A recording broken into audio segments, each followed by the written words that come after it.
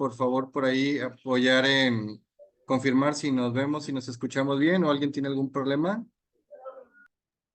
Se escucha muy bien y está clara la imagen. Se escucha muy Muy bien. bien, excelente, muchas gracias. Pues miren, me presento, Se soy el escucha muy doctor Juan bien, gracias. Carlos. Gracias, soy el doctor Juan Carlos Olivera Ramírez. Actualmente me estoy formando en la especialidad de geriatría aquí en el Hospital General de Zona 1. Además, pues de algunas otras credenciales hospitalarias y prehospitalarias con las cuales cuento a lo largo de mi formación. Me es un gusto porque formo parte también del equipo de CECAPSA. Soy profesor adjunto en los diplomados. Actualmente desarrollo el diplomado de farmacología clínica junto con el equipo y algunas otras participaciones en otros diplomados que se desarrollan en el centro de capacitación. El día de hoy me invitaron para compartir con ustedes una sesión académica abierta. El día de hoy me gustaría con ustedes compartir este tema que es acerca de la prescripción farmacológica en el adulto mayor y sobre todo ahondando un poco en el sentido, una, pues la parte de donde me estoy formando y la otra, pues en el desarrollo de los diplomados que nosotros llevamos a cabo y pues de los cuales también se les hace la invitación para que se unan con nosotros. Vamos a iniciar. Me daría mucho gusto que todas las personas que están el día de hoy aquí con nosotros, acompañándonos y que también se van a estar uniendo, pues tengan la oportunidad también si tuvieran alguna duda o alguna inquietud de ya sea levantar la manita, aperturar su micrófono, porque en lo particular me gusta mucho que las interacciones, sobre todo cuando son virtuales, sean bilaterales, ¿verdad? Porque muchas veces se vuelve muy tedioso solamente estar escuchando o viendo la grabación y de repente también las experiencias de las cuales ustedes pueden tomar parte, pues enriquecen mucho estas sesiones, ¿verdad?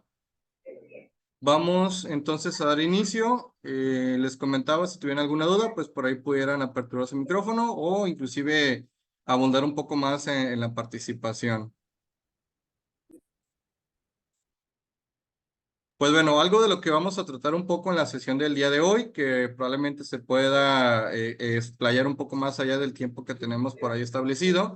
Vamos a hablar un poco sobre lo que es el envejecimiento en México, los cambios fisiológicos en el envejecimiento, un poco sobre farmacología, las comorbilidades y la mortalidad que hay en México con respecto a la prescripción farmacológica. Vamos a hablar un poco sobre el tratamiento farmacológico en el adulto mayor, algunas complicaciones y efectos secundarios y un poquito sobre la polifarmacia, porque pues sí, el desarrollar el tema de polifarmacia pudiera ser eh, otro tema el cual lo pudiéramos desarrollar en alguna otra ocasión, ya que pues tiene mucho de qué ahondar la polifarmacia. Vamos a desarrollar un poquito primero estas tres definiciones. Vamos a hablar un poco sobre lo que es el envejecimiento, el adulto mayor y el viejismo. Para mí, pues en un principio, si alguien me dijera, oye, ¿qué entiendes por envejecimiento? Lo que es un adulto mayor, lo que es el viejismo. Para empezar, pues el viejismo, pues no tendría idea si yo estuviera hablándolo o me lo estuvieran platicando hace aproximadamente un año.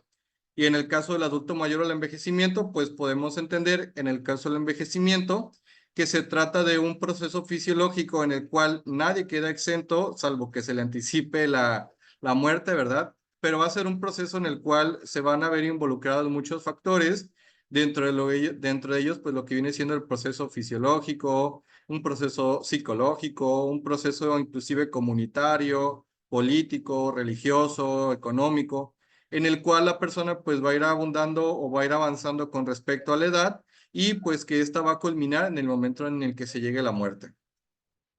Ahora, con respecto a esto, ¿qué entendemos o de qué se puede tratar un adulto mayor?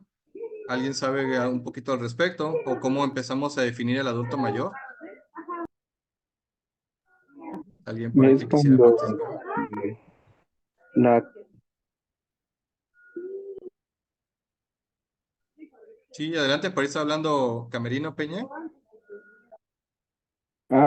cuando es una persona cronológicamente de 60 años, aunque en algunos países desarrollados ya está en 65 años.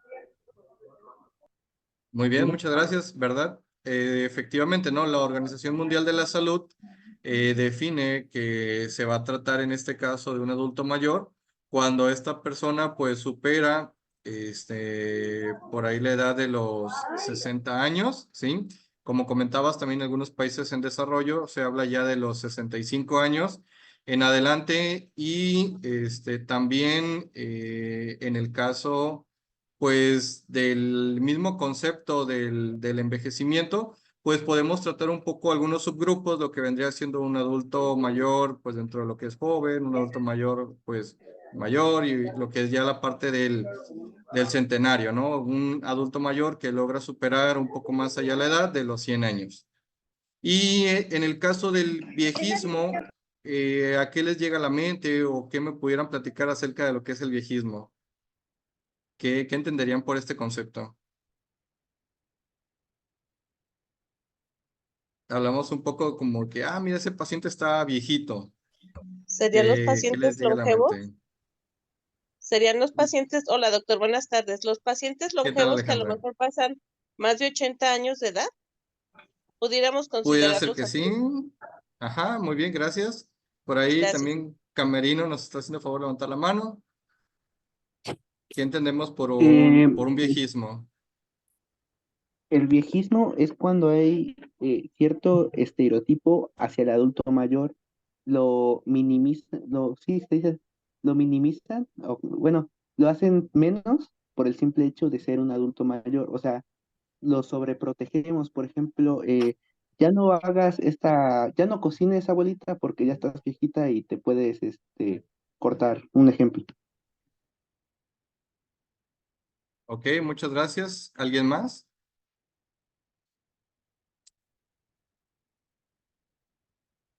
Bueno, el hablar de viejismo se Ay, trata un poquito... Perdón, adelante, Francisco.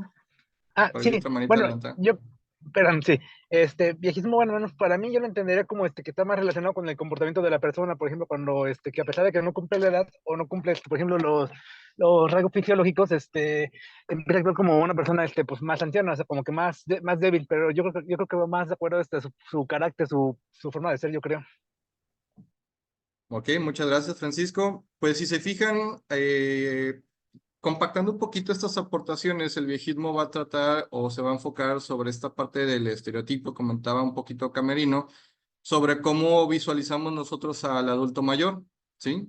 En este aspecto lo visualizamos muchas veces como una persona pues ya de edad avanzada, que va a tener enfermedades, que va a tener también el consumo de muchos medicamentos, que va a estar involucrado en deterioro funcional, o que inclusive también puede estar asociado a esta parte de la discriminación que se puede generar en la sociedad, muchas veces por la ideología que vienen arraigada de estas personas y en otros aspectos también porque sabemos que al ser o en algún momento convertirse en personas frágiles, pues van a requerir de un mayor apoyo, ¿verdad? Por ahí, Verushka Cruz, por ahí nos quiere aportar un poquito.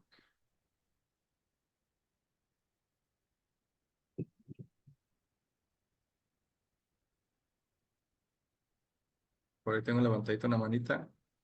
Hola, buenas tardes. Sí, ¿Qué tal? efectivamente. Buenas tardes. Sí, por ejemplo, yo pienso que una de las, puede ser la motricidad del paciente, motricidad del paciente, que puede ser una que ya le cuesta más trabajo el incorporarse, el que usted mismo lo dijo, ¿no? Los medicamentos, las patologías que ellos ya presentan, que ya tienen otro panorama en cuestión de medicación, de otras enfermedades como cardíacas, todo eso vasculares, todo eso también los limita a ser unas personas con mayor actividades, ¿no? Efectivamente, ¿verdad? Y la otra parte, ¿por qué entender esta cuestión o estos conceptos? Es porque si es que a alguno todavía no le queda claro, sabemos que en el aspecto epidemiológico la pirámide poblacional se ha estado invirtiendo, ¿sí? Y esta parte de la inversión poblacional o la inversión de esta pirámide, que se refleja muchas veces en los datos que se obtienen estadísticos, ya sea a nivel nacional o inclusive internacional, porque no solamente este fenómeno sucede en México o a nivel Latinoamérica. Este fenómeno está visualizado a nivel mundial, donde observamos que la población cada vez más se encuentra en edades pues más avanzadas, ¿sí? Y esto se debe principalmente a dos factores. Uno, lo que es el desarrollo de tecnologías que se han ido implementando con el paso de los tiempos, y esta tecnología pasa a ser en aplicación generalizada, inclusive en el ambiente sanitario, favoreciendo obviamente el desarrollo de diagnósticos y tratamientos para las enfermedades, además de medidas de prevención que se han ido desarrollando, como lo es el sistema de vacunación, y pues esto ha favorecido a que se vaya aplazando más la esperanza de vida, ¿sí? Actualmente sabemos que esta esperanza de vida o la tasa de mortalidad que tiene, por ejemplo, México, ¿sí? Visto desde el aspecto de la CEPAL o de la OCDE, ¿sí? Más o menos la tasa o la esperanza de vida anda rondando entre los 71, 72 años para los hombres y los 77, 79 años para las mujeres, ¿sí? Ha habido un pequeño desajuste y esto fue muy evidenciado a raíz de la pandemia que tuvimos en el 2019 por COVID, debido a que sí afectó bastante a este grupo etario, sobre todo por los antecedentes comórbidos, la disparidad que existe en el acceso a los servicios sanitarios, y la otra, pues también el otro elemento clave que ha motivado esta inversión poblacional pues ha sido la disminución en la tasa de fecundidad o natalidad, ¿verdad? Obviamente, si se fijan, por ejemplo, en esta gráfica que les muestro en pantalla, la CEPAL nos da un indicador en el cual, sobre todo en América del Norte o en América Latina, se ve esta expansión o esta positividad que existe hacia la mayor prevalencia que vamos a encontrar en los próximos años. Más o menos, para que nos demos una idea, aproximadamente para el 2050 tendríamos en promedio que la población geriátrica, o sea, una población mayor a 60 años, se encontraría visualizada en aproximadamente un 33% de lo que corresponde a nivel nacional, ¿sí? Entonces significa que para aquel entonces probablemente van a existir mayor cantidad de adultos mayores que en comparación niños o inclusive adolescentes, ¿no? Ya esto es debido a lo que les venía comentando sobre la inversión de la pirámide poblacional.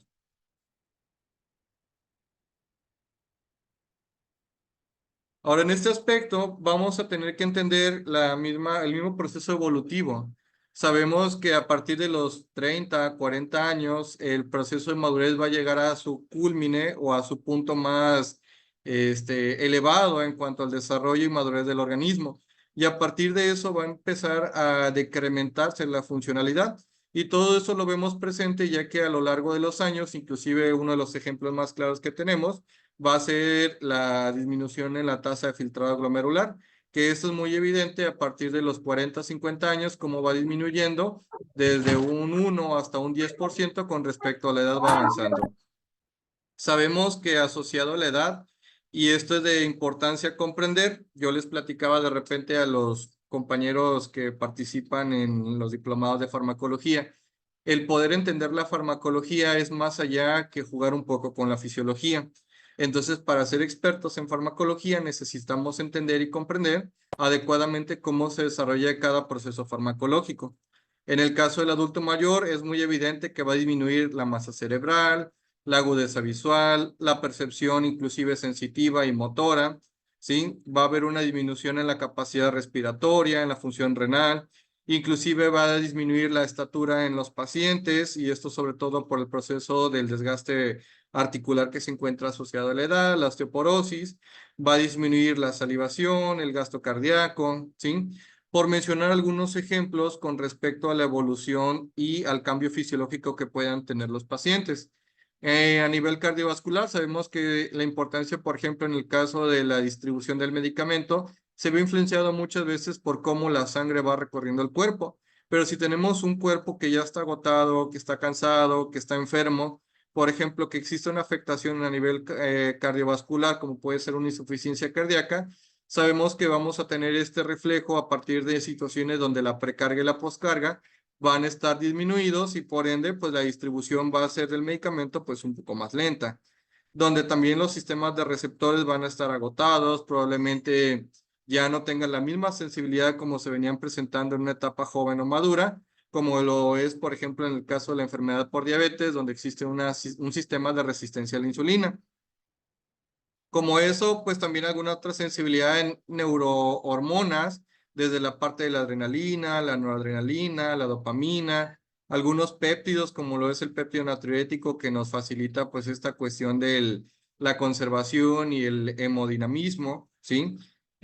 También tenemos alteraciones a nivel del aparato digestivo donde existe una menor cantidad de secreción de saliva, la motilidad intestinal tiende a afectarse, sobre todo si existen procesos comórbidos que generen también trastornos en la motilidad gastrointestinal.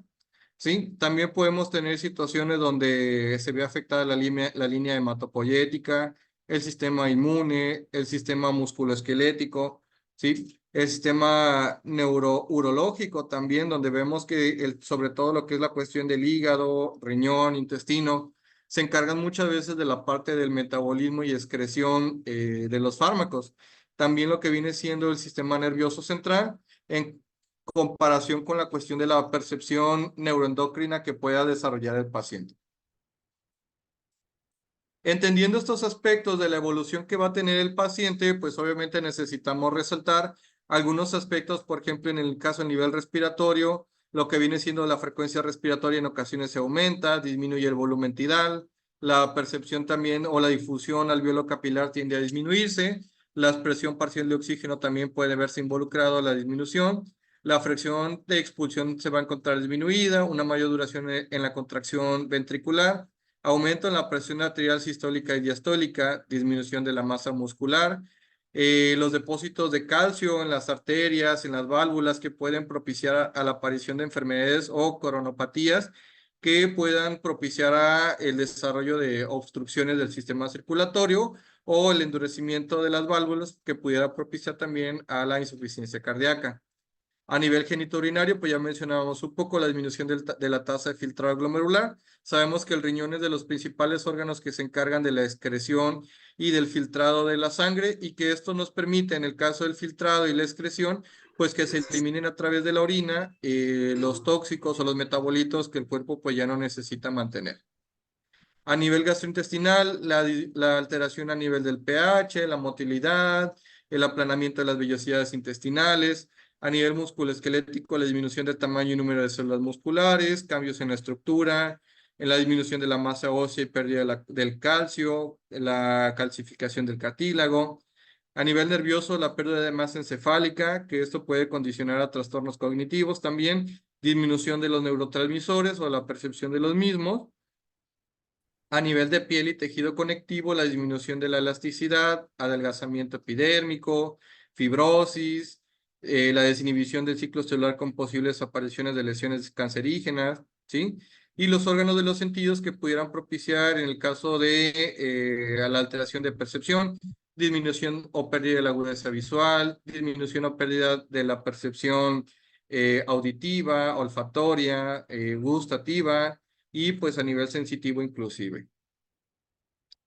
Esto resalta mucho de importancia porque si nosotros englobamos el estudio de un adulto mayor, sobre todo desde la evaluación geriátrica integral, que es un proceso que se desarrolla al momento de hacer una inspección, evaluación, interrogatorio del paciente geriátrico, pues debemos de entender en un principio pues cómo está compuesto pues su esfera social, su esfera clínica, la esfera patológica que también pudiera presentar el paciente. Sabemos que el adulto mayor lo vamos a encontrar muchas veces, sobre todo con una alta carga de morbilidad, ¿sí? Pluripatologías, por ejemplo, enfermedades cardíacas, enfermedades renales, enfermedades gastrointestinales. Sí, sobre todo, pues el paciente, lejos de contarnos una buena noticia, nos habla sobre la aparición o el desarrollo de alguna otra enfermedad. Con lo que respecta a los medicamentos, sabemos que muchas veces esta parte o el abordaje ya terapéutico que se brinda desde el aspecto clínico, ya sea en el primero, segundo o tercer nivel de atención, va a apoyar muchas veces, pues, uno, con el objetivo de generar una curación, un alivio o un manejo paliativo con respecto a la enfermedad que aqueje al paciente. Otro enfoque que también necesitamos involucrar desde la prescripción farmacológica, pues es el estilo de vida de cada persona. Personas que tengan un riesgo cardiovascular elevado, sobre todo aquellos que tengan sedentarismo, tabaquismo, obesidad, sí, entre algunas otras enfermedades que componen el riesgo cardiovascular.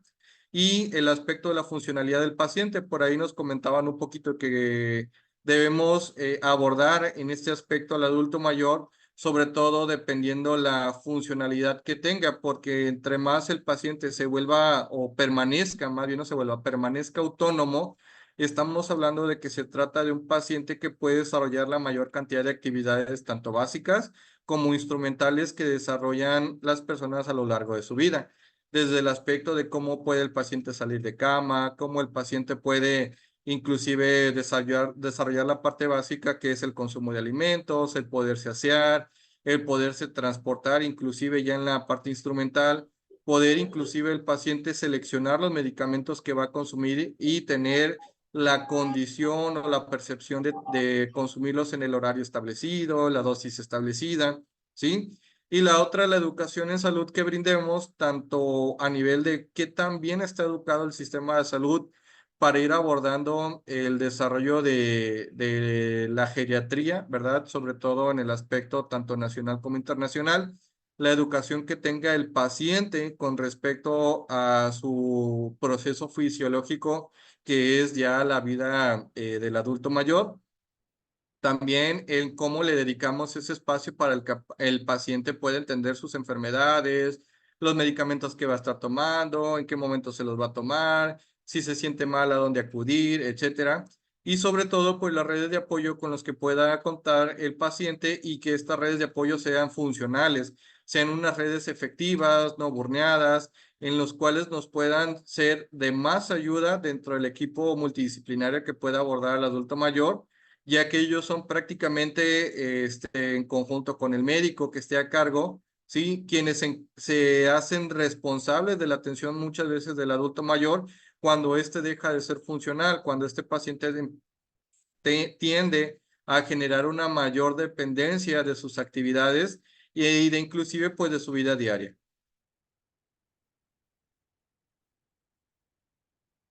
Y a este punto llegamos en el objetivo de la charla, ¿sí? Que es el abordaje de la prescripción farmacológica. Muchas veces nosotros, como les hablaba hace un momento, de lo que se trata el viejismo, de esta parte del estereotipo de observar a una persona que se encuentra probablemente postrada en cama, un paciente desnutrido, un adulto mayor, pues que muchas veces no recuerda quién lo está cuidando o quién es su cónyuge, una persona que ni siquiera puede tener la autonomía de poder salir de cama, o inclusive de poder tener esta parte de la continencia de esfínteres, que tiene que estar usando pañalitos, que lo tienen que estar moviendo, que le tienen que estar curando, que le tienen que estar atendiendo, ¿sí? Debemos de empezar a visualizar y a de generar políticas o en nuestra atención diaria del adulto mayor esta parte del abordaje, de visualizar y de lograr que nuestra intervención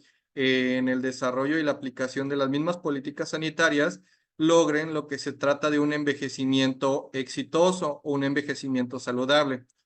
¿A qué les pudiera hacer sonar o a qué les hace razón el entender un envejecimiento exitoso? ¿Por ahí alguien que quisiera participar? Adelante. Por ahí veo a Verusca. Adelante, Verusca. Ajá, bueno, yo creo que podría ser que un envejecimiento bueno y satisfactorio es cuando la persona ya puede depender de ella misma, aún teniendo la supervisión de alguien para que él pueda seguir con sus actividades sin lastimarse y poderlo nosotros llevar a que en lugar de postrarlo, seguirlo llevando a sus actividades normales, ¿no? Muy bien, muchas gracias. Por ahí alguien más. Veo otra manita. El celular que dice OnePlus, Lord. Por ahí, Buenas pues tardes, si doctor. pudieran poner su nombre, sería más fácil identificarlos, ¿no? Sí, Adelante. perdón. Mi nombre es Miriam. Gracias, Buenas tardes, Miriam. doctor. Yo trabajo con precisamente soy enfermera de una geriatra de 93 años.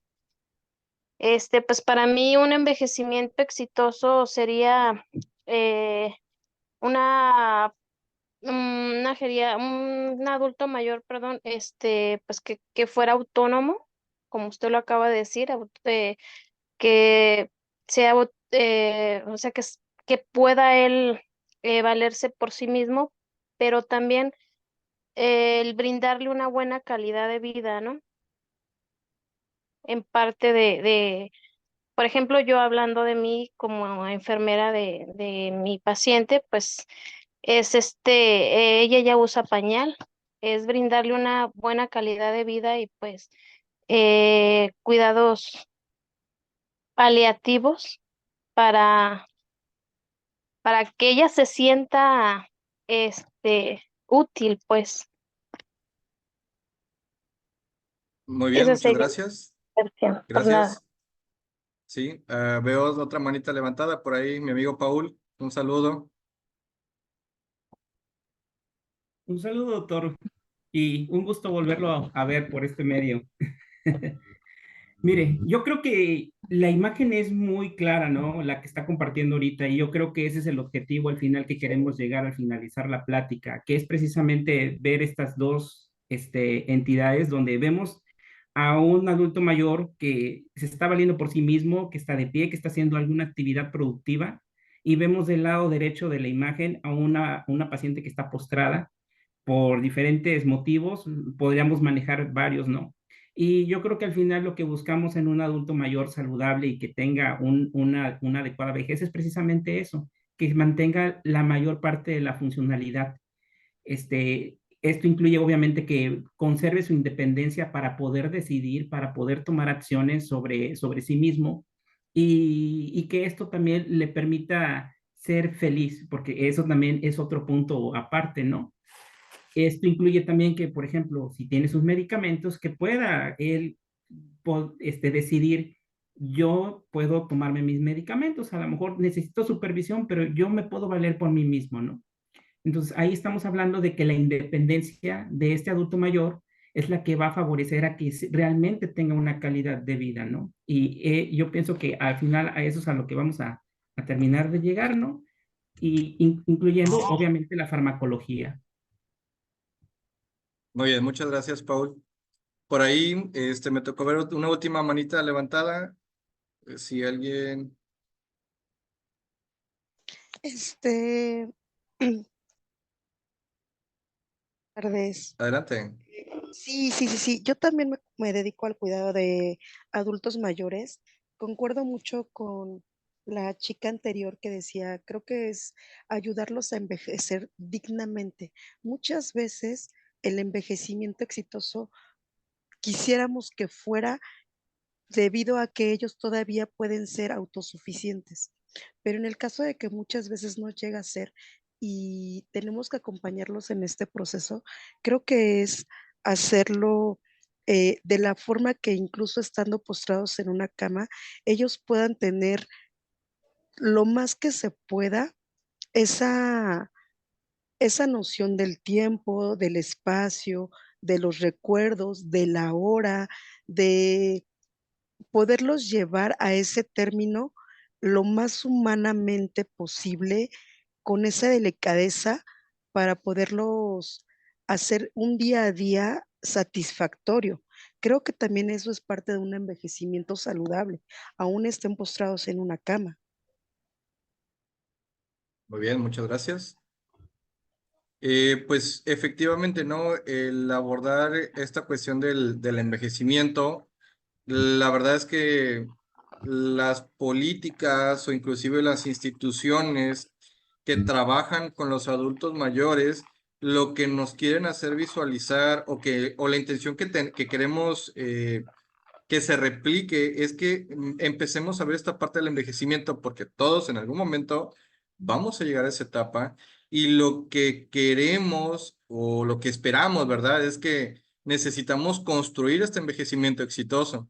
Y este envejecimiento lo vamos a lograr obviamente desde la parte de los cuidados, los hábitos, la alimentación, el ejercicio, sí, estas cuestiones que nos hablan muchas veces en la medicina preventiva, pero que inclusive yo puedo ser, por ejemplo, en algún momento un adulto mayor por la carga genética que tengo, diabético, hipertenso, que consuma medicamentos, pero que la prescripción farmacológica que yo reciba no intervenga con mi envejecimiento directamente, que al contrario sea un medio de apoyo para que yo pueda desarrollarlo de la manera más satisfactoria. Y así también pues debemos de entender que en el caso de la farmacología o al punto que vamos a abordar, que es la prescripción farmacológica, digo, en esta clase por el tiempo que vamos a tomar o en el tema que estamos desarrollando, no vamos a enseñarles a prescribir, pero lo que sí me gustaría es que entendiéramos cómo afecta la prescripción farmacológica o las decisiones que vamos a tomar. En el caso del estudio de la farmacología, debemos de entender que existen dos apartados muy importantes, lo que es la farmacocinética y lo que es la farmacodinamia. En pocas palabras, la farmacocinética es el efecto del organismo sobre el fármaco, o sea, cómo es que el cuerpo va a actuar sobre el medicamento para que éste pueda funcionar. Y obviamente en esto nos vamos a encontrar distintas cuestiones que aborda la parte de la farmacocinética y estas flechitas muchas veces nos apoyan un poquito en entender inclusive la relación que existe entre la evolución fisiológica del adulto mayor con la farmacocinética. Tenemos que en el aspecto de liberación obviamente va a ser dependiendo de la presentación farmacológica. ¿Y por qué, por ejemplo, coloco yo la flechita hacia arriba? ¿Qué me daría a entender a mí? Que por obvias razones, en el caso de la prescripción farmacológica, se va a incrementar, en este caso, uno, lo que es el consumo de medicamentos, porque si no es más allá que alguno de ustedes me diga, oiga, doctor, pero pues yo tengo mucho que no voy a atención médica, que si acaso tomo vitaminas, que si acaso tomo algún anticonceptivo, que si acaso tomo un medicamento para el dolor, para la diarrea, lo que sea, pero son medicamentos eventuales, la mayoría de ellos. En el caso del paciente o del adulto mayor, no muchas veces tiende a ser eventual, porque en muchas ocasiones la enfermedad que estamos tratando tiende a generar un proceso evolutivo crónico y degenerativo. Así que este paciente pues va a tener un tratamiento de por vida, o por lo menos el resto de años que le queda. Y que muchas veces el paciente va a buscar obtener pues la prescripción o la liberación farmacológica que más se le vuelva cómoda. Ya sea, por ejemplo, que va muchas veces el adulto mayor a consulta por una gripa y te dice, por la idea que tiene o se le ha formado, oiga médico, fíjese que traigo una gripa y pues quiero que me inyecte. ¿Por qué? Porque para ellos es más cómodo muchas veces que le apliques el medicamento inyectado, porque haciendo una introspección o en el interrogatorio farmacológico, pues el paciente ya tiene toda una farmacia que está consumiendo y el agregarle otros 2, 3 medicamentos para la gripe, para el dolor, para la fiebre, para la tos, pues va a ser involucrar 4 o 5 más medicamentos a la carga farmacológica que este ya tiene. También van a preferir algunos medicamentos por las adecuaciones, por ejemplo, en el caso de la deglución, que este sea inyectado, que este sea administrado por vía intravenosa, que sea colocado por una sonda nasogástrica o gastrostomía, que el paciente se le administre inclusive en forma de cremas, en parches, ¿sí? De manera que pues entre más fácil sea para ellos consumirla y que también les sea de mejor provecho la absorción, pues va a ser la estrategia que nosotros vamos a desarrollar. Y en el caso de la absorción, pues si se fijan, en el apartado anterior había una cuestión en la piel en la que esta pues tendía a generar un adelgazamiento, una fibrosis, en la cual la aplicación subcutánea, por ejemplo, de insulina en un solo sitio y que ésta no sea rotada, tiende a desarrollar, si esto, por ejemplo, no lo teníamos mucho en cuenta, si yo aplico la insulina en un solo sitio sin rotarla, ¿qué va a suceder? ¿Alguien tiene alguna idea al respecto? O que por ahí lo sepa, la respuesta. Tengo un paciente diabético, se aplica la insulina diario, 1 o 2 veces al día, pero se le aplica en la misma zona, pues en el brazo o en el abdomen. ¿Por qué se recomienda la rotación farmacológica?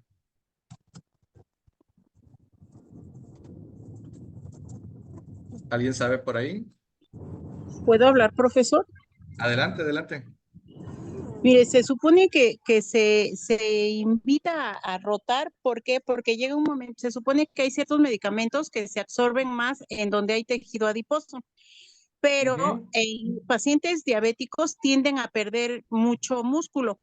Entonces, si uno no rota el lugar de la aplicación de la insulina, se empiezan a hacer tipo abscesos, se podría decir, o se hace la bolita del medicamento que no se absorbe, de que se pica siempre en el mismo sitio. Ya no se absorbe como debe de ser. Por eso es que se nos invita a que circulemos en diferentes partes la aplicación del medicamento. Aparte de que hay pacientes que se les aplica la intermedia en la mañana o la glanguina en la mañana y en la tarde la de acción prolongada. Entonces, si son 2 piquetes al día, con más razón hay que estar moviendo el sitio de punción del medicamento. Ok, muchas gracias. Efectivamente, Pilar, digo, no estamos tan perdidos en la idea. Por una parte tenemos al adulto mayor que va a tener un adelgazamiento de su piel.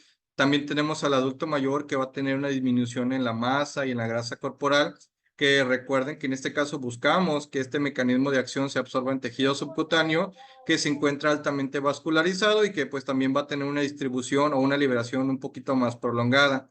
Pero por otra parte, también debemos de recordar que en el caso de la insulina es una hormona que estimula también el desarrollo y el crecimiento, ¿sí? Y que este desarrollo y crecimiento va a tender a generar un proceso de fibrosis. Entonces, esta fibrosis va a ser un endurecimiento o un cambio de la piel por un tejido no funcional.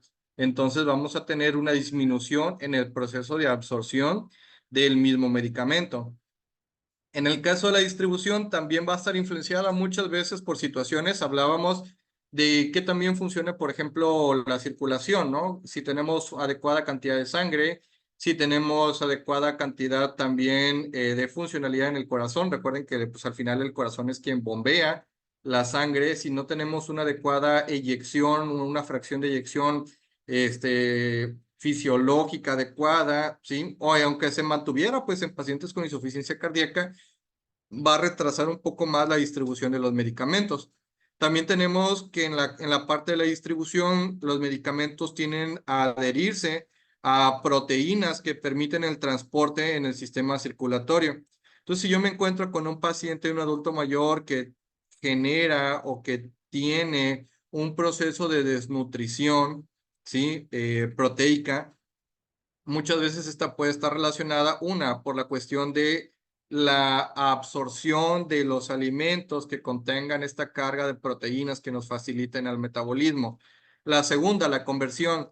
¿Dónde se suelen sintetizar más las proteínas? En el hígado. Entonces, si tenemos pacientes adultos mayores con insuficiencia hepática, cirrosis, vamos a tener esta parte también donde el medicamento no va a tener una adecuada adherencia y un retraso en la distribución. Si también tenemos pacientes que tengan un trastorno, aparte de la síntesis, en el filtrado de las proteínas, hablamos en pacientes con insuficiencia renal, los cuales tienden a generar una proteinuria, pues muy marcada, pues esta se va a tender a perder y por lo tanto, pues el paciente se va a encontrar en este grado de desnutrición proteica, por lo que la distribución también se va a ver alterada. En el caso del metabolismo y la excreción, pues hablamos que si tenemos un adulto mayor que su sistema metabólico con el paso de los años va a ir disminuyendo su funcionalidad, pues uno, el medicamento o bien no puede ser metabolizado como nosotros esperamos, o la otra, el proceso del metabolismo, aclaramiento y excreción tiende a incrementar un poco más la permanencia del medicamento y los efectos que estos puedan generar. Por lo tanto, si nos vamos un poquito en los puntos más adelante que vamos a tratar, este paciente puede llegar inclusive a desarrollar procesos de interacción farmacológica, donde esta interacción genera una mayor concentración del medicamento en sangre, por lo tanto, va a alcanzar o va a superar un poco más allá de lo que conocemos nosotros como lo es la ventana terapéutica. Que recordemos que la ventana terapéutica es este margen entre la concentración máxima del medicamento antes de volverse un medicamento tóxico, ¿sí? Y la otra, que es en este otro apartado de la concentración mínima terapéutica, que es donde el medicamento, pues si no lo consumimos en una dosis adecuada, pues nunca va a generar el efecto que nosotros buscamos, ¿sí? Así también tenemos el otro apartado que es la farmacodinamia, que la farmacodinamia muchas veces va a estar influenciada por el efecto de cómo el medicamento trabaja sobre el organismo. Y debemos de tener en cuenta cómo es la molécula antes de, o sea, en qué presentación se encuentra, qué acción va a ejercer la molécula en nuestro organismo. Va a ejercer un efecto agonista, antagonista, agonista parcial, antagonista parcial, competitivos, ¿sí? Y que este efecto, pues obviamente nosotros lo vamos a ver reflejado con el mecanismo de acción que se ejerce del medicamento. Si yo voy a administrar X medicamento, lo que yo voy a esperar es una Y respuesta, ¿no? En este sentido, es una lógica. Si yo administro, por ejemplo, un sedante, pues lo que yo espero, pues es que me genere un proceso uno. Si es una dosis muy baja de ansiolisis y la otra, si es una dosis intermedia o alta, pues una parte que es la sedación, o en las dosis altas, pues un estado de coma y que inclusive pueda tener afectación multisistémica, como puede ser inclusive una parada respiratoria. Entonces es ahí donde nosotros debemos de tomar en consideración si es un paciente que se encuentra sin enfermedades, si es un paciente que tiene ya enfermedades, si el evento, por ejemplo, se trata de un proceso pre, trans o postoperatorio, ¿sí? O si estamos abordando un paciente con aspecto del manejo paliativo. Entonces, en estas condiciones nosotros debemos de tomar en cuenta, uno, lo que es el proceso fisiológico del envejecimiento, dos, lo que es el proceso farmacológico, que es ya este aspecto de cómo voy a estar, qué voy a dar, cómo lo voy a dar, cuándo lo voy a dar, con qué lo voy a dar, ¿sí? Las preguntas básicas, pues de un sistema metodológico al momento de que nosotros vayamos a recomendar la administración de un medicamento. En este aspecto, pues también debemos de entender que se va a ver influenciado, pues muchas veces por la farmacocinética y la farmacodinamia, la respuesta del medicamento. Puede haber tanto en el proceso de absorción o disminución del funcionalismo de las células gastrointestinales, del transporte activo, el pH gástrico, la velocidad de vaciamiento, la capacidad metabólica, el flujo plasmático hepático, la distribución del agua, ¿sí? La grasa corporal, las proteínas que permiten la distribución del medicamento, ¿sí? Y también en la fase de eliminación, pues el mismo proceso de aclaramiento renal. No sé si hasta aquí tengan alguna duda, alguna inquietud, algún comentario.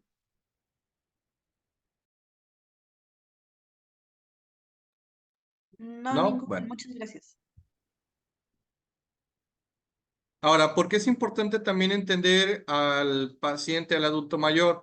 Porque como les comentaba en un principio, muchas veces este adulto mayor va a venir acarreado a la consulta por una queja. Los principales motivos de consulta por los cuales acuden los pacientes muchas veces suelen ser dolor, fiebre, infecciones, ¿sí? Si se fijan aquí, por ejemplo, en el caso de la CEPAL, nos indica que la carga de enfermedades no transmisibles en personas mayores de 55 años muchas veces va sobre todo en situaciones de enfermedad de los órganos sensoriales, enfermedades digestivas, trastornos musculoesqueléticos, diabetes y sus propias comorbilidades, enfermedades subcutáneas y de la piel, trastornos neurológicos, enfermedades cardiovasculares, neoplasias, trastornos mentales, enfermedades respiratorias crónicas y algunos otros trastornos vinculados al uso de sustancias tóxicas. Por eso nosotros a lo largo del desarrollo de nuestra consulta o de nuestro abordaje del adulto mayor, debemos de entender este aspecto de que va a venir con una pluripatología.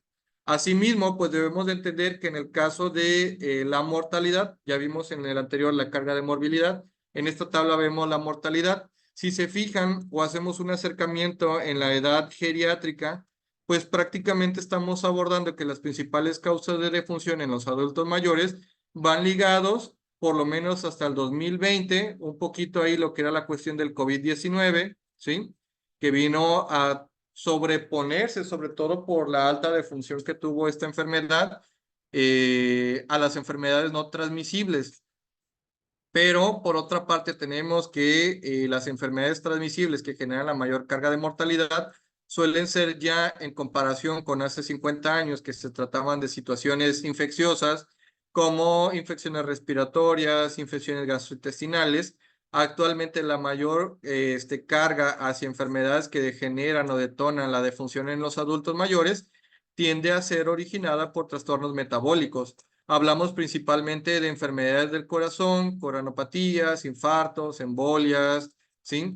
Trastornos también metabólicos como es la diabetes mellitus y sus comórbidos como suelen ser la insuficiencia renal, ¿sí? La retinopatía, los trastornos periféricos, como pudiera ser en este caso un pie diabético, etcétera, ¿no? Y en estas condiciones, pues también entender que los trastornos oncológicos permanecen todavía en esta carga, situaciones o infecciones que propician también la defunción, como puede ser una neumonía asociada por influenza, neumococo, entre algunos otros agentes, y pues el resto pudiera tratarse de enfermedades crónico-obstructivas.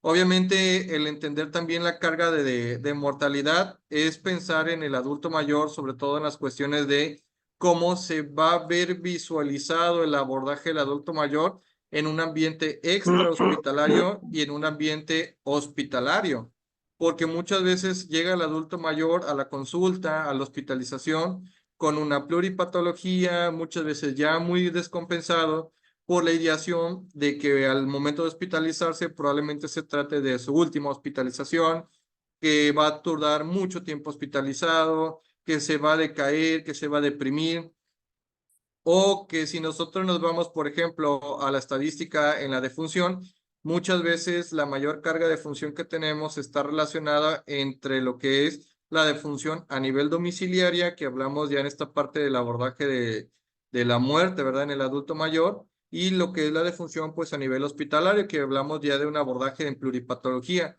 que muchas veces el paciente puede llegar por una neumonía, por infecciones gastrointestinales, urinarias, ¿sí? O complicaciones de su misma enfermedad, un paciente con insuficiencia cardíaca que no va a responder ya a tratamientos, sobre todo porque ya es su tercer, cuarto infarto, es un paciente que pierde la funcionalidad porque desarrolló un evento cerebrovascular, ya sea isquémico o hemorrágico, y pues obviamente de la funcionalidad o la independencia va a variar de acuerdo al grado de afectación que tenga a nivel del sistema nervioso. En el caso también del entendimiento en la prescripción, debemos de tomar en cuenta la intelectual, la disminución en la intelectual y sensorial, en el cumplimiento terapéutico, en la cuestión de la pluripatología que puede desarrollar una polifarmacia y en las funciones fisiológicas disminuidas que generan alteraciones farmacocinéticas. Todo esto puede desarrollar también disminución en los efectos terapéuticos que nosotros estemos instaurando en los pacientes, las interacciones farmacológicas potenciales por la pluripatología y la polifarmacia y los efectos adversos que se puedan desarrollar en los pacientes. Abordar un poquito de la polifarmacia, vamos a tratar solamente algunos conceptos. La polifarmacia se define estrictamente cuando administramos, de acuerdo a la Organización Mundial de la Salud, más de 3 o 4 medicamentos y que estos 3 o 4 medicamentos se administren de forma simultánea junto con otras drogas adicionales y que en su defecto estas puedan manifestar efectos secundarios en los pacientes. En México, la prevalencia de la polifarmacia en el adulto mayor en el momento de su ingreso hospitalario, de acuerdo al estudio de Sánchez y colaboradores, nos comentan que varía entre un 55 y un 65%. Eso quiere decir que si ingresan 2 pacientes a hospital, uno va a tener polifarmacia y el otro probablemente la vaya a desarrollar en el transcurso de su hospitalización. Así también como existe una prevalencia en la indicación de fármacos potencialmente inapropiados en cada centro hospitalario, y esto puede ahondar entre un 25 hasta un 35%. Hablamos también de este aspecto que es la prescripción en cascada. La prescripción en cascada que se suele abordar en la polifarmacia se trata de esta cuestión de tratar por tratar. Muchas veces el paciente te dice, oiga, doctor, enfermero, médico, fíjese que vengo porque, no sé, no puedo obrar, ¿sí? Estoy estreñido. Ah, ok, y empiezas a interrogarlo y pues el paciente consume medicamentos, para la diabetes, consume medicamentos para la presión, consume medicamentos para el dolor y muchas veces esta sobrecarga en la patología o en la polifarmacia puede propiciar a que se generen estos efectos secundarios. ¿Y qué va a suceder? Pues fácil, ¿no? ¿Qué problema tiene? No, pues que no puedo obrar. Órale. Su laxante, senócidos, fibra, lo que sea, ¿no? Con tal de que podamos aliviar ese síntoma. Y ese síntoma posteriormente puede propiciar la aparición de mayor necesidad. Al rato llega el paciente con otro médico, oiga doctor, fíjese que hace 2, 3 días empecé con malestares gastrointestinales y ahora tengo mucha diarrea. Ah, pues ahí le va entonces un antidiarreico, su loperamida, para que ya no tenga diarrea. Y se vuelve una situación de vicio donde el paciente pues llega por un malestar, le damos un tratamiento, ese tratamiento le genera otro malestar y así sucesivamente vamos abundando en la cantidad de medicamentos que le estamos ofreciendo al paciente con tal de aliviar el problema. Y como eso podemos señalar 1001 ejemplos que nos puedan abundar en esta cuestión de la prescripción en cascada. Y la automedicación, pues en el caso de la automedicación sabemos que es esta parte donde sin tener una gestión o un abordaje clínico adecuado, el paciente por recomendaciones de algún segundo o tercero suele consumir medicamentos o por decisión propia debido a la experiencia que se ha desarrollado a lo largo de su vida, dice, pues si el paracetamol me quita el dolor, pues me tomo un paracetamol. Cuando realmente ese dolor de cabeza se intensificó, se intensificó, se intensificó, hasta que pues cayó en coma. ¿Qué pasó? Pues ese paciente tenía probablemente un evento cerebrovascular que desarrolló una hemorragia intracraniana que le propiciaba el dolor de cabeza y que lo fue mitigando con uso de paracetamol o de aspirina y que se complicó más por el hecho de consumir un medicamento antiagregante plaquetario y que se complicó más por el tiempo que no llegó en periodo de ventana y que se complicó y esto propicia obviamente a que el adulto mayor pues desarrolle mayor pérdida en la funcionalidad que va presentando, ¿no? Por otro lado, pues también tenemos que en el caso de la polifarmacia, los medicamentos que comúnmente al momento del interrogatorio les cuestionamos es, ¿y usted qué toma? ¿Usted qué consume? ¿Sí? No, pues yo tomo vitaminas que para el estrés, vitaminas para el dolor, vitaminas para energía, ¿sí? Y llega el paciente con 3 o 4 vitaminas. A eso le agregas que las principales achaques que tiene el paciente dijimos que eran sensoriales, o sea, dolor. Al paciente pues le duelen los huesos, le duelen la cadera, le duele la cabeza, ¿sí? Luego situaciones psicolépticas, el paciente tiene trastornos de sueño, trastornos de depresión, ansiedad, ¿sí? El paciente se encuentra con estados de delirio intermitente, donde de repente se nos estresa, se nos aloca, ya le dan medicamento y lo dejan todo tranquilito. Pues obviamente la carga de morbimortalidad, ¿verdad? Lo más común, antidiabéticos, antihipertensivos, ¿sí? Y también, pues ya toda esa carga de medicamentos que está tomando, pues le genera gastritis. Y la gastritis, pues obviamente no nos falta lo mejor, ¿verdad? El omeprazol. Cuando sabemos que muchas veces el omeprazol también es un medicamento nefrotóxico que propicia a más enfermedades, ¿sí? Y que cuando llega a la consulta, pues obviamente la prescripción farmacológica que va a tener el paciente muchas veces va relacionada con la indicación que tiene el médico. Pero en el caso, si se fijan aquí en este otro apartado, en la automedicación, va relacionado en ocasiones en tratamientos herbolarios que reciba el paciente. ¿Y de quién o quién se lo recomienda? Pues muchas veces estas hierbitas, ¿no? Que la garra de esto, que la hierba de tal, que el tecito tal, ¿sí? Para el alivio de este malestar, porque muchas veces digo, no vamos a menospreciar la cuestión del abordaje terapéutico no alopático, porque pues cada uno tiene su creencia en este sentido y obviamente la arbolaria sabemos que la alopatía no está recomendada porque no tiene una seguridad farmacológica establecida, pero que muchas veces también nos vamos a encontrar al paciente que se encuentra consumiéndolo, ¿no? Y que esto puede propiciar a la interacción farmacológica, porque dice, pues mire, doctor, lo que pasa es que yo todas las mañanas me consumo un vaso con ajo y con no sé qué más, y eso me ayuda pues para levantarme y limpiarme el intestino. Órale. Pero lo que usted no sabía o lo que usted no tomaba en cuenta es que el ajo también puede propiciar como una interacción farmacológica en el incremento o la potencia de los tratamientos anticoagulantes y que esto a razón pudiera propiciar a que el paciente pues obviamente incremente el riesgo de sangrado, ¿no? Por cualquier zona, gastrointestinal, rectorragia, urinario, ¿sí? Entonces hay que tomarlo muchas veces en cuenta cuando nosotros estemos abordando e interrogando a un paciente. ¿Qué toma? ¿Por qué lo toma? ¿Quién se lo prescribió? Dentro de la polifarmacia también hay herramientas que nos permiten al personal de salud y al que no, también está esta apertura de poder aprenderlo, los que son herramientas que facilitan la discriminación y también la eliminación de algunos medicamentos para evitar la polifarmacia. Tenemos, por ejemplo, la herramienta de BIRS, que se elaboró a partir de la década de los 90. Se trata de un listado de más de 200 medicamentos que estos se recomiendan no prescribir, ya que se encuentran dentro del catálogo de inapropiados o condicionados para ciertas enfermedades. Algunos otros que deben de evitarse, algunos otros que exacerban la enfermedad o algunos otros que generan una extra preocupación al momento de administrarlo. También tenemos por otra parte los criterios de Stop-Start, también elaborados en 1992, y se refieren a la prevención de la prescripción inapropiada en adultos mayores. También sirven como herramientas para alarmar a los médicos. Generalmente estas herramientas suelen ser de uso intrahospitalario y pues el paciente regularmente lo que nos indica es qué medicamento es potencialmente inapropiado para la prescripción, qué medicamento no se recomienda por la duración o el tiempo en el que se va a prescribir y qué tratamiento podemos encontrar en duplicidades. Por ejemplo, llega un paciente y te dice, ¿sabe qué, doctor? Pues me caí y me duele. ¿Me duele qué? La cadera. Bueno, ¿qué le vamos a dar? Le vamos a dar, no sé, ¿qué te gusta? Paracetamol. Le vamos a dar, Celecoxib y le vamos a dar también rescates con tramadol.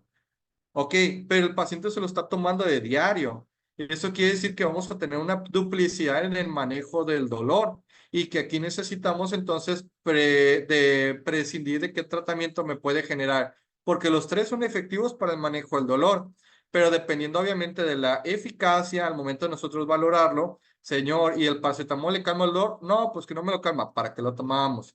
El Celecoxib nos funciona bien porque muchas veces son monodosis cada 24 horas, pero también estos medicamentos tienden a ser nefrotóxicos y también propiciar la aparición de sangrados gastrointestinales. Y en el caso del tramadol, digo, se puede usar para rescates, pero también el paciente, si no lo comprende, lo consume de diario, una o dos veces al día, y sabemos que los opioides, por más débil que sea el tramadol, genera efectos secundarios propios de los opioides, como puede ser una vasodilatación, mareo y también estreñimiento, ¿sí? Tenemos también otra herramienta como lo es el índice de medicación apropiada, que evalúa la adecuación de la medicación de acuerdo a los factores como es la indicación, evidencia de la eficacia y existencia o ausencia de contraindicaciones de importancia o costes. ¿Qué tanto es viable para que el paciente, por ejemplo, yo le estoy prescribiendo un antidiabético? Sabemos que a cierta edad, a cierta tasa de filtrado glomerular, por ejemplo, la metformina y la glibenclamida dejan de ser una opción y que para eso podemos tener algunas otras opciones de tratamiento. O si no, pues el paciente llega a la consulta y le digo, oiga, ¿sabe qué? En lugar de tomar la glibenclamida, ese medicamento sulfonilurea de segunda generación, primera generación, que nos genera muchos efectos secundarios, principalmente una hipoglucemia. ¿Qué le parece si le recomiendo pues algo mucho mejor, no? Una linagliptide, una sitagliptina que nos puede ayudar con un mejor control. Fíjese que le va a calmar el hambre, que le va a ayudar para el peso, etcétera. O sea, le vendemos el mejor medicamento. Pero llega el paciente a la farmacia y el de costarle, por ejemplo, la metformina, que te guste, 50, 100 pesos la caja, ¿no? Con sus 30 tabletas. Llega a la farmacia y pregunta por la sitagliptina, ¿sí?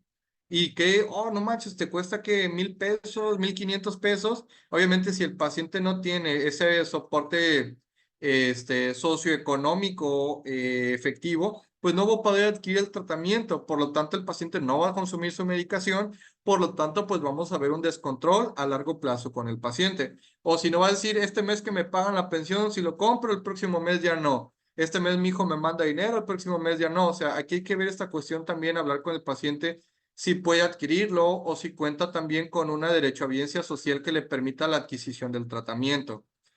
Por otra parte, tenemos también los criterios FORTA que nos indican obviamente la guía para el médico en cuanto a la selección del medicamento apropiado o perjudicial, la omisión del tratamiento y obviamente lo clasifica en medicamentos que puedan ser indispensables, beneficiosos, ¿sí? Que pueden usarse con cautela o no utilizarse. Ok. Permítanme un segundito, ¿eh?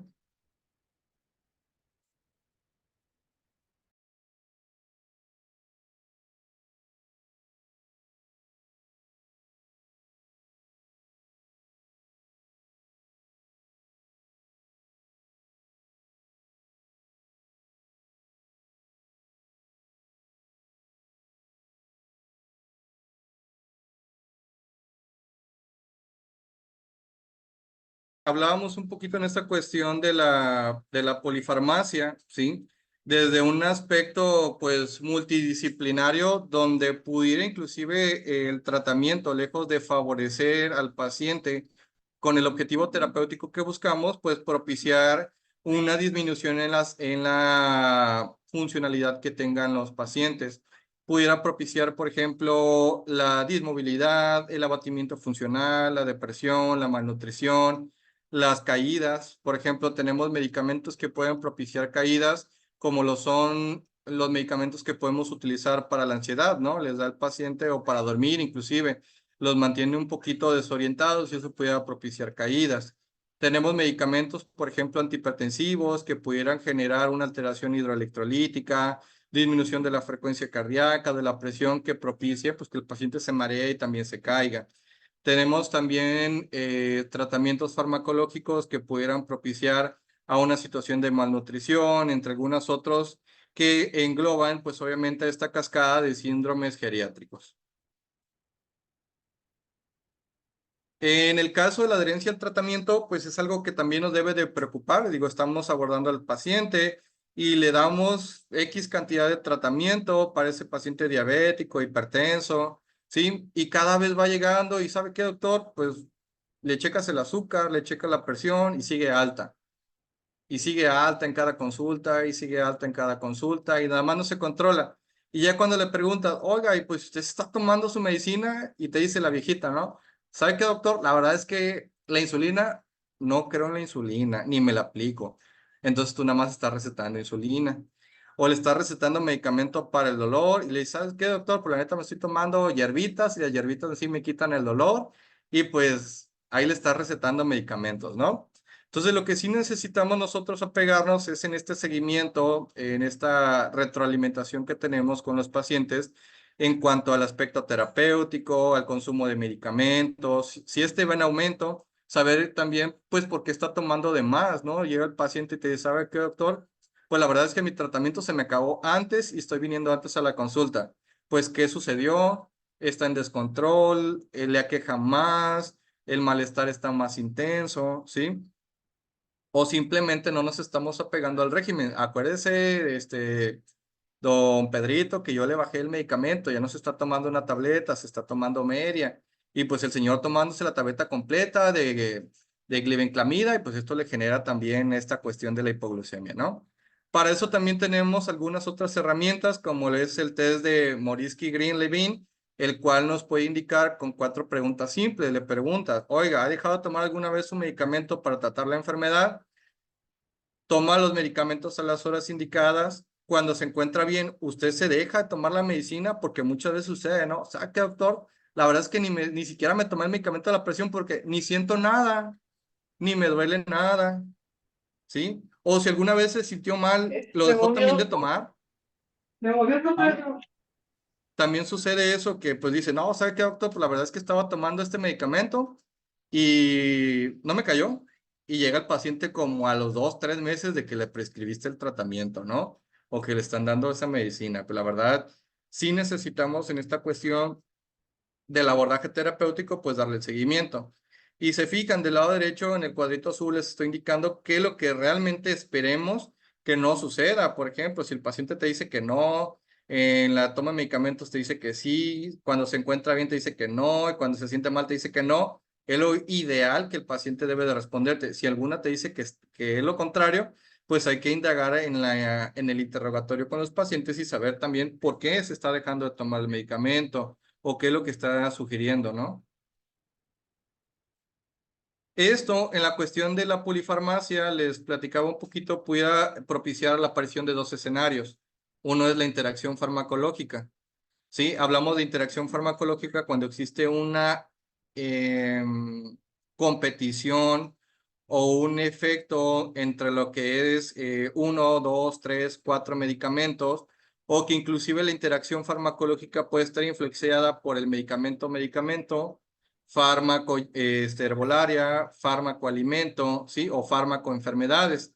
Factores que pueden propiciarlo como la edad, el sexo, la tolerancia a los medicamentos, efectos placebos, variables fisiológicas, patológicas, el horario de la administración o necesidad de algunos otros medicamentos. También tenemos las reacciones adversas, que vienen siendo los efectos secundarios o las complicaciones por el consumo, que una reacción adversa se puede definir como cualquier respuesta a un medicamento que sea nocivo y no intencionado, y que muchas veces este efecto ya lo hemos estudiado y que sabemos que puede aparecer en los pacientes, como por ejemplo en el caso de los consumos de los anticoagulantes o los antiagregantes plaquetarios. ¿Cuál sería la principal reacción adversa que esperamos que ocurra en el paciente? Digo, no es que deseemos que sucedan todos, pero sabemos que va a suceder. ¿Cuáles serían por ahí que quisieran comentarlo? El principal efecto secundario de un anticoagulante o de un antiagregante plaquetario. Sangrado. Los sangrados, ¿verdad? Las hemorragias por cualquier zona, hematomas, etcétera, ¿no? Entonces, todo eso debemos de tomarlo en cuenta porque los medicamentos que generalmente se involucran en el consumo con los pacientes son los diuréticos, bloqueadores de los canales de calcio, como pueden ser como el amlodipino, el verapamilo, el diltiazem, antiinflamatorios no esteroideos, antiarrítmicos como la digoxina, y algunos otros que causan hospitalizaciones como la aspirina, diuréticos, anticoagulantes, etcétera, ¿no? Y por ahí, por ejemplo, les menciono en un estudio que se realizó, se acuñó por ahí del 2000 una definición que es el triple Whammy. El triple Whammy nos habla acerca de una lesión renal aguda ocasionada por la interacción farmacológica entre los antihipertensivos como son los YECA o los ARA2, el consumo de diuréticos y el consumo de analgésicos no esteroideos. Tenemos también, por ejemplo, en estas otras gráficas, la aparición de algunos otros eventos adversos como puede ser la tos, la cefalea, erupciones cutáneas, vómitos, taquicardias, ¿sí? Trastornos metabólicos, situaciones gastrointestinales, etcétera, que debemos de estar vigilando en los pacientes al momento de realizar la prescripción. Dentro de las manifestaciones, pues lo más común que puede estar asociada también con los síndromes geriátricos son las caídas, el abatimiento funcional, la dismovilidad, la incontinencia urinaria o al contrario de la incontinencia, que el paciente ya no pueda realizar la micción de forma espontánea o la evacuación también fecal, situaciones o trastorno del delirio, deterioro cognitivo, depresión, trastornos del sueño, malnutrición, etcétera. Y es así como nosotros podemos ir cerrando, por ejemplo, con estas ideas de cuando al momento de realizar la prescripción farmacológica en un adulto mayor, esta se trata de una forma correcta o se vuelve incorrecta, ¿sí? Cuando nosotros ya encontramos errores en la medicación con las herramientas que estamos trabajando, muchos efectos secundarios o que la misma polifarmacia propicia la aparición también de eventos adversos, pues estamos hablando de una prescripción incorrecta. Aunque nosotros con la evidencia demostremos que pues que el paciente está tomando lo indicado, ¿no? Es un paciente diabético, hipertenso, ¿sí? Que está consumiendo, por ejemplo, metformina, amlodipino. Sabemos que está indicado, pero no siempre van a ser a lo mejor las primeras líneas de acuerdo a las guías que se están recomendando, ¿sí? Y es así, por ejemplo, que nosotros debemos de buscar qué factores vuelven a nuestro paciente con una seguridad farmacológica. El reconocimiento de las necesidades tanto del paciente como de los cuidadores, las presentaciones atípicas de las reacciones adversas, la coexistencia de múltiples enfermedades, la adherencia al tratamiento, factores culturales y económicos que generen en el paciente la adherencia al tratamiento o la polifarmacia. O si no, también otro evento que tenemos que son los poliespecialistas. De repente va el paciente, por ejemplo, este adulto mayor que va a la consulta con un médico que porque le duele. El doctor le da sus medicamentos, se va, el medicamento no resuelve el problema y se va con otro médico porque dice, ay, con el primero que fui no la hizo. El segundo le da otros medicamentos. No le resuelven, pues ya va al seguro. No le resuelve el seguro, si tiene algún otro derechohabiencia va al ISSSTE, va al Seguro Popular, va con otro doctor, con un chamán, etcétera, hasta que agota pues todos sus recursos, hasta inclusive con la tía, la vecina, ¿verdad? Por ahí estaban opinando. Y estas múltiples opiniones también pueden propiciar a la aparición de los errores en la farmacología, a la aparición de la polifarmacia y los eventos propios de estas eventualidades. ¿Qué necesitamos empezar a hacer entonces? Ofrecer una seguridad farmacológica a partir de los medicamentos que ya conocemos. Hablábamos de esta seguridad de prescripción, de realmente prescribir lo que conozco y no lo que es más caro o muchas veces lo que va saliendo al mercado.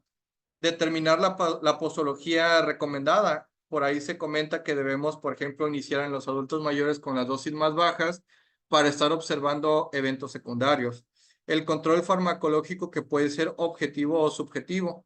Objetivo a partir, por ejemplo, de la cuantificación del medicamento en sangre y subjetivo a partir de las herramientas que mencionamos hace un momento o de la adherencia terapéutica. Simplificar el régimen terapéutico y utilizar presentaciones idóneas para los pacientes. Debemos de favorecer a una evaluación geriátrica integral. La comunicación con el adulto mayor muchas veces debe de ser lo más efectivo porque a veces llega el paciente y te dice, me duele, le quito el dolor con este medicamento.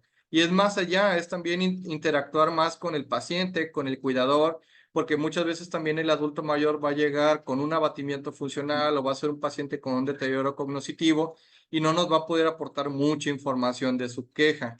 También reconocer los efectos, la dosis, la interacción y atribuir un efecto secundario de una enfermedad cuando se haga un cambio en alguna rutina terapéutica. También está esta parte en la prescripción farmacológica, less is more, menos es mejor, start low and go slow, que es iniciar dosis bajas e incrementar lento, y también pues pensar en las interacciones farmacológicas que se pueden ir desarrollando. ¿Cuáles son las directrices que yo les recomendaría entonces trabajar con el adulto mayor con el cual les van a generar una prescripción o un abordaje terapéutico?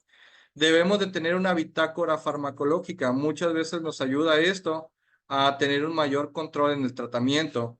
Registrar cualquier medicamento nuevo, eliminar el que ya esté viejo, optimizar el régimen e informar al médico o al paciente sobre los beneficios y las adversidades de tener este tratamiento.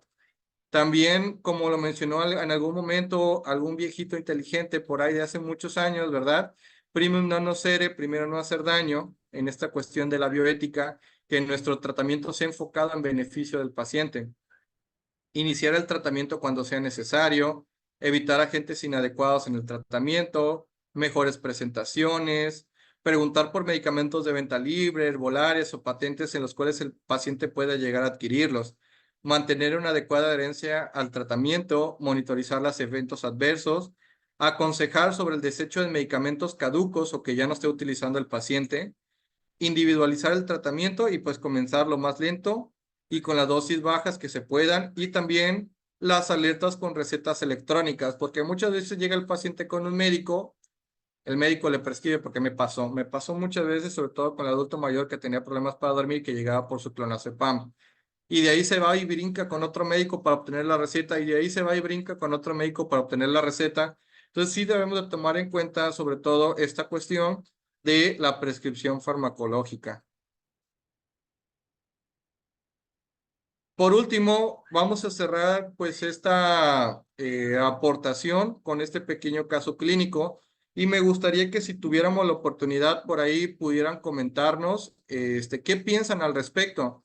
Tenemos un paciente masculino, es Jesús, de 66 años, que acude a su consulta con su médico familiar donde le comenta que en los últimos días ha presentado cuadros clínicos de mareo, sudoración, somnolencia, confusión y 2 eventos de caídas en la semana en su cuarto. El paciente para esto es diabético, es hipertenso, padece también de complicaciones asociadas a la diabetes como es la neuropatía diabética, nefropatía, con una tasa de filtrado glomerular de 30 mililitros. Presenta también una arritmia que es la fibrilación auricular de persistencia con una frecuencia cardíaca de ventricular lenta, una fractura de cadera con colocación de endoprótesis hace un mes y pues insomnio de inicio, ¿no? Sus parámetros vitales, pues dentro de lo que cabe podemos decir que está normal. Tenemos un control metabólico, tenemos una glicemia en ayuno de 70 miligramos sobre decilitro y una hemoglobina glucosilada de 9.5 con un colesterol total de 350 y triglicéridos de 300 miligramos. Para eso, pues el paciente consume glibenclamida, captopril, metoprolol, apixaban, atorvastatina, ¿sí? Ibuprofeno para el dolor, solpidem, donepezilo, tramadol y xenócidos. ¿Qué pudiéramos aportar con lo que aprendemos, con lo que hemos aprendido el día de hoy? qué está correcto, qué no está correcto, qué podemos mejorar, necesitamos quitar, necesitamos agregar. ¿Qué pensarían ustedes o qué intervención pudieran realizar con este adulto mayor?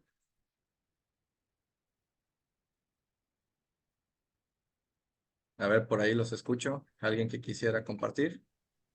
Mm, Profesor, Adelante. pues yo siento que para empezar tiene demasiados fármacos indicados. Ajá. Entonces ahí igual y podría estarle fallando. Siento que tiene, según los parámetros que nos está indicando, tiene elevación del colesterol y triglicéridos, pero también tiene mucho medicamento que igual y está haciendo que alguno de ellos esté fallando y esté elevando también esas cifras. Aparte ha de tener una diabetes descontrolada y los mareos podrían ser que también no le está haciendo el medicamento de la hipertensión, ¿no? O sea que aquí hay muchos factores. Habría que no sé, habría que hacer un piloto de los medicamentos que está ingiriendo, si realmente están indicados por sus cuadros metabólicos que tiene, o disminuir ciertos medicamentos para ver si realmente son los que le están causando la sintomatología o es un padecimiento metabólico de él, porque siento que es muchísimo medicamento lo que él está tomando. Muy bien, muchas gracias, Pilar. ¿Alguien más? Maestro, Adelante, Jesús. yo creo que, por ejemplo, la somnolencia y la confusión podría ser por los opioides, el tramadol, y en este caso yo sugeriría quitar el tramadol con paracetamol, puesto que si el paciente manifiesta dolor, por lo mismo se le está indicando el ibuprofeno. Y a su vez también, pues lo que comentaba usted acerca de los genócidos. Hay algunos medicamentos como la glimeclamida que pueden causar el estreñimiento. Ok, a ver, ¿alguien más?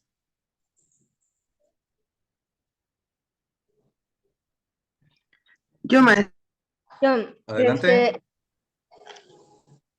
El paciente está con una hipoglucemia. Ok. De hecho, como ya había mencionado, la glibenclamida en los adultos mayores puede generar episodios de hipoglucemia, por lo cual es mejor hacer un cambio en los hipoglucemiantes. Además, aquí, como ya mencionaron otros compañeros, están duplicando los AINES. Le están indicando tramadol con paracetamol, pero al mismo tiempo le están indicando ibuprofeno. Ahí estamos dando dos que van de la misma familia. También las caídas pueden estarse influenciando por la dosis de zolpidem. Ok, ¿alguien más? Por ahí con una manita levantada. Muchas gracias.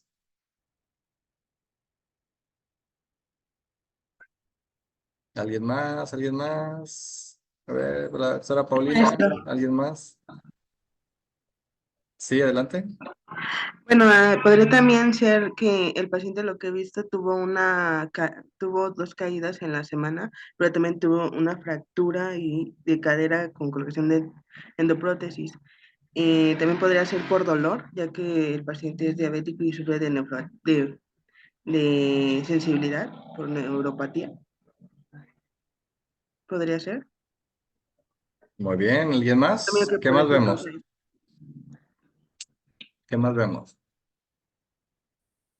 ¿Alguien más por ahí? Hay como 60 personas conectadas. ¿Alguien más? Sin miedo. Camerino menciona en los comentarios que retirar el ibuprofeno, genócidos y la atorvastatina y la glibencelamina. Glibenclamida, ok. Gracias. ¿Alguien más?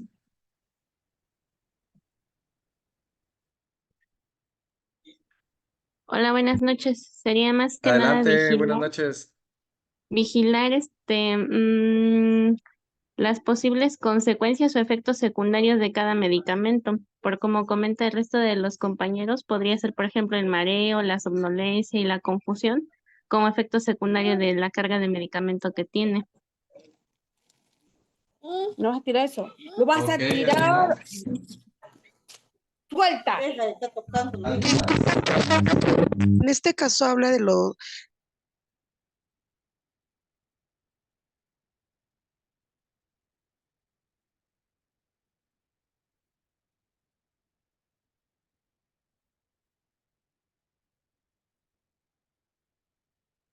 Perdón, creo que estábamos escuchando a alguien y se dejó de escuchar. profe, se cortó, creo. Sí. Yo comentaba que, bueno, estaba viendo que el colesterol no está dentro de sus parámetros. Entonces comentaba por ahí un compañerito que había que retirar la atorvastatina, pero no podría hacerse porque se maneja también para el colesterol. Ok, muchas gracias. Pues bueno, si se fijan, bueno, agradezco la participación de cada uno de ustedes. Para eso, debemos de empezar a trabajar con la mente de un geriatra, ¿no? Ya empezando a trabajar, cambiando ideas, empezamos a ver, porque si tú me platicas, este paciente, pues yo veo que todo el tratamiento que tiene está bien. Algo, pues para todo le sirve, ¿no? Tiene algún problema, pero para algo le sirve. Pero si se fijan, ya desde el aspecto de la geriatría y la evaluación geriátrica, nosotros estamos viendo un paciente con múltiples síndromes geriátricos y que en este aspecto nosotros vamos a empezar a trabajar con la polifarmacia. De repente, tanto los criterios de Beers como los de STOP nos mencionan de algunos medicamentos que pueden ser prescindibles para el paciente y algunos otros que por la edad, pues a lo mejor el paciente ya no es tan prescindible utilizarlo, ¿sí? Yo, por ejemplo, si fuera mi intervención, empezaría en el sentido de, ¿qué es lo que tiene el paciente?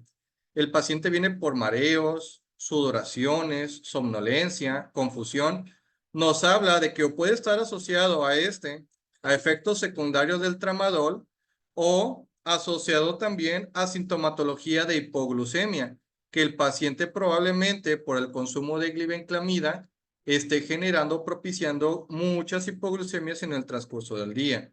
La otra, también presenta un descontrol metabólico glicémico en el cual la glibenclamida, por ejemplo, es un medicamento, una sulfonilurea, que está contraindicada en pacientes que ya tienen un deterioro de la función renal. Y aparte el paciente tiene un problema donde existe ya un descontrol metabólico, tiene una hemoglobina glucosilada de 9.5. Para la edad y la funcionalidad que tiene el paciente, probablemente pudiéramos ser prescindibles, pero si el paciente todavía se puede desplazar, tiene autonomía, pues necesitamos ser un poco más estrictos y tratar de mantener la hemoglobina glucosilada, pues por lo menos abajo de 8. Así que lo ideal sería realizar un cambio en el tratamiento. A lo mejor dentro de mis medidas empezaría con cambios en el estilo de vida, ¿sí? Esto me va a propiciar que mejore también el descontrol metabólico del colesterol, los triglicéridos. También hacer un cambio en el tratamiento, probablemente el paciente ya no sea candidato a utilizar una sulfonilurea y necesitamos migrar al paciente a utilizar una insulina, ¿sí? Así que debemos de platicarlo con el paciente, si está preparado, qué necesitamos hacer, educarlo, ¿sí? Si nuestras intervenciones no son las suficientes para realizar un cambio, pues entonces es momento de realizarlo.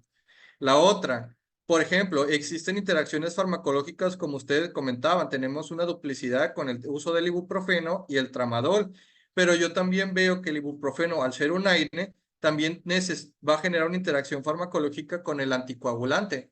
Recuerden que los AINES pueden propiciar efectos antiagregantes plaquetarios. Entonces, el consumo de ibuprofeno en una dosis de 600 miligramos para el adulto, que es, digo, no tiene aquí su índice de masa corporal, pero si es un adulto desnutrido, pues estamos hablando que son dosis altas y que probablemente esto pueda propiciar la aparición de sangrado gastrointestinal con el uso, pues obviamente concomitante y el riesgo que tiene por utilizar el apixaban. El apixaban pues está indicado por dos situaciones, por una fibrilación auricular y también por la presencia de una prótesis de cadera, que son tratamientos que suelen utilizarse en estos pacientes. El Zolpidem, pues es un tratamiento que se utiliza para el manejo del insomnio, que también puede generar confusión, somnolencia y caídas. Y el tramadol, pues está propiciando al alivio del dolor en el paciente por el estado postoperatorio, pero también genera estreñimiento y por ende en cascada el paciente está tomando xenócidos, ¿no? Entonces, si se fijan, el hecho de que yo vaya a prescribir un medicamento no solamente es prescribir por prescribir, sino más bien es ya una responsabilidad que tenemos, tanto los médicos, enfermeros, dentistas y todo aquel que pueda tener derecho a una prescripción farmacológica libre, pues que esto sea con una mayor responsabilidad de acuerdo al conocimiento que se va adquiriendo por el envejecimiento que tiene el paciente, ¿no? No sé si hasta aquí tengan alguna duda.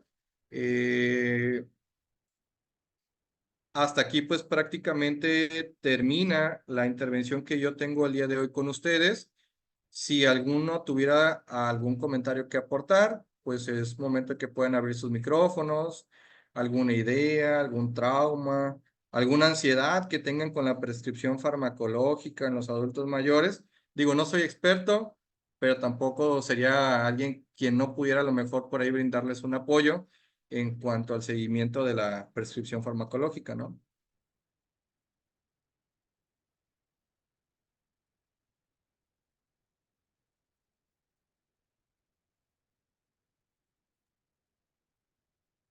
Disculpe, doctor. Adelante, Francisco. También estoy viendo aquí, por ejemplo, de que se debería bajar también lo que es la cantidad de algunos fármacos, bueno, de algunas medicinas, mejor dicho. Porque ahorita, como mencionó, también de 600 miligramos, también está viendo que uno estaba en 50 y realmente como que, o también no hay que decir las tabletas, por lo menos también para, bueno, usted ya lo había mencionado, que era tanto ver, por así decirlo, la fase experimental, la fase de observación para ver cómo funcionaba. Pero Efectivamente, ¿no, Francisco? A lo mejor a lo que quieres llegar es dentro del abordaje del paciente, sobre todo con la cuestión de la prescripción farmacológica y la polifarmacia, es indagar, uno, ¿qué objetivo terapéutico tiene mi tratamiento? Si al paciente le va a beneficiar o no le va a beneficiar el tratamiento. La otra, indagar con respecto al conocimiento que yo tengo de la enfermedad y qué tratamiento voy a utilizar.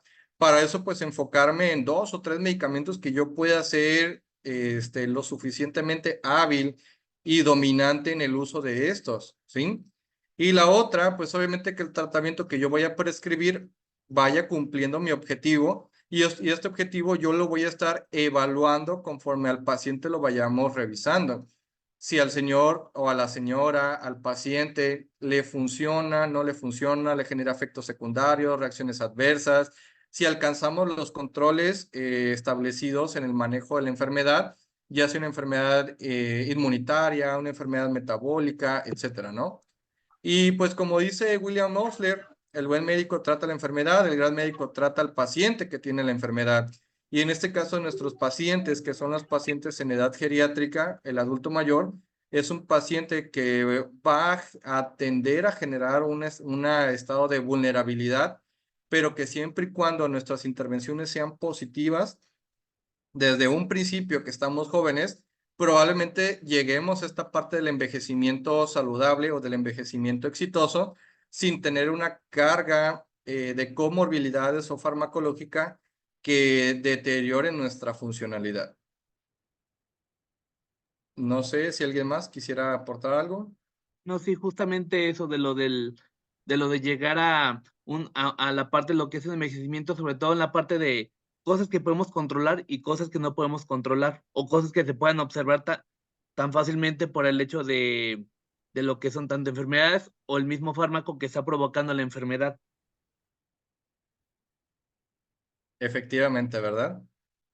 Bueno, pues si no hay algún otro comentario o algo más que quieran escribir por ahí en el chat, yo les agradezco el tiempo que hoy me han brindado aquí en este espacio.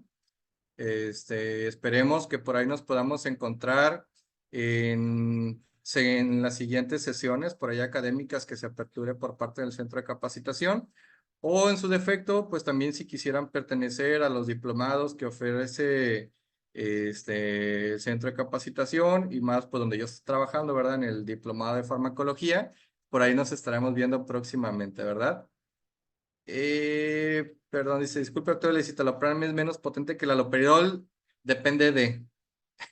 Depende de para qué vamos a usar el escitalopram, por ejemplo. El escitalopram es un medicamento, un inhibidor de la recaptación de serotonina, y pues nos sirve o generalmente lo utilizamos en pacientes que tengan trastornos depresivos o también para el manejo de la ansiedad, y también tiene efectos sedantes. Y en el caso del haloperidol, pues es un antipsicótico, ¿sí? Suele ser un medicamento no selectivo, y obviamente nos sirve más para pacientes que tengan brotes de psicosis, ¿no? O de delirio que necesitemos controlar. Entonces, todo depende de potente para qué lo vas a usar. Si tú dices, el paciente tiene un evento de delirio, pues yo primero, antes de utilizar un medicamento, te recomendaría investigar por qué se está dando el delirio en el paciente. Es un paciente que está a lo mejor hospitalizado, no hospitalizado, institucionalizado inclusive, que nos ayude a saber si está enfermo, si tiene algún trastorno metabólico, electrolítico, interacción farmacológica, ¿no? O sea, el delirio puede aparecer por muchas cuestiones. Y el escitalopram, pues te ayudaría, no sé, para que el paciente esté más relajado, tranquilo, cuestiones de sueño, también tiene interacción, por ejemplo, en la cuestión del apetito sexual, el apetito de alimentos, etcétera, ¿no? Por ahí dice cómo abordar a los médicos que no quieren cambiar su prescripción. Y ahí sí es una cuestión un poquito más difícil. Yo creo que la primera intervención que pudiéramos hacer es en reeducarlos, ¿no?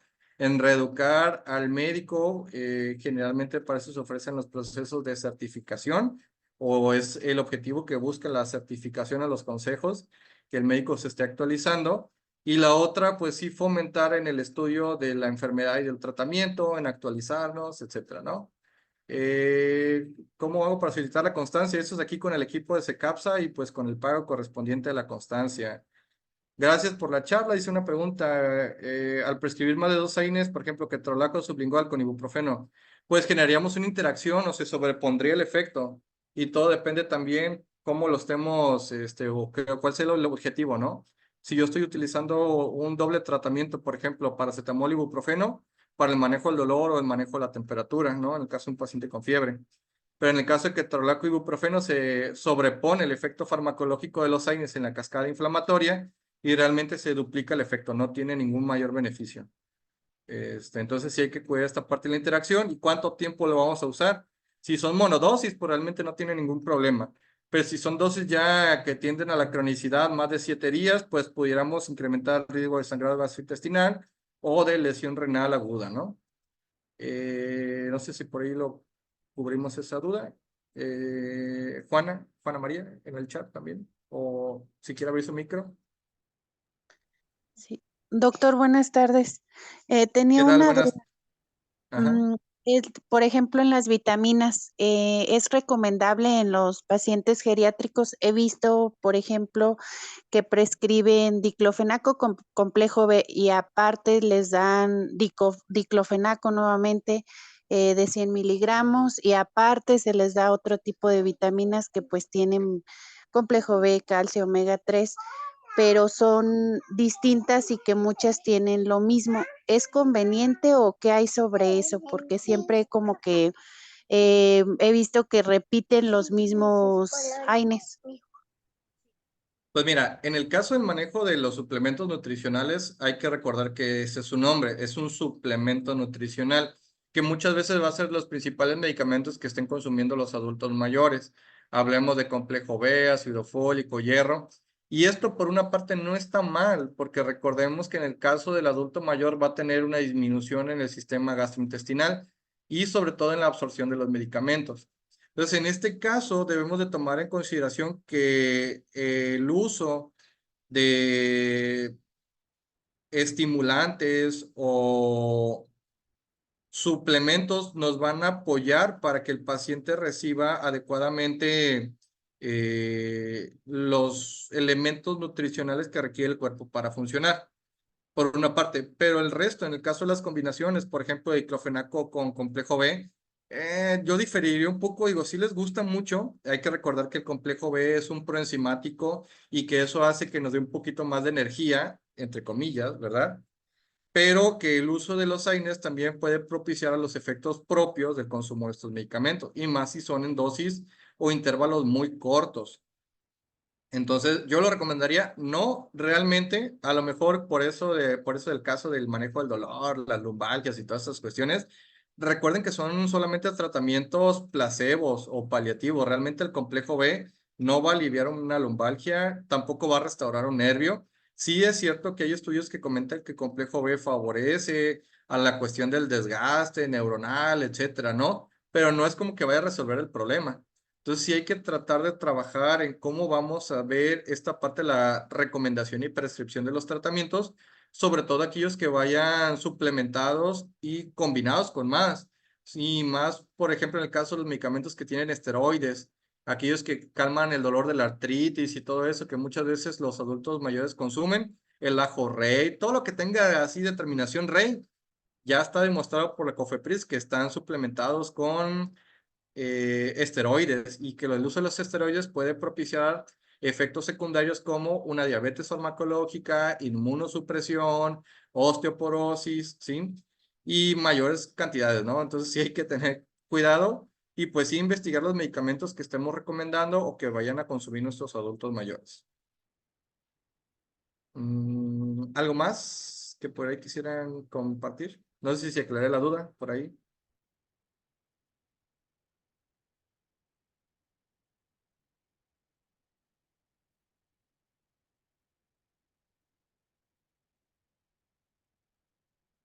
¿No? Nada más en el chat.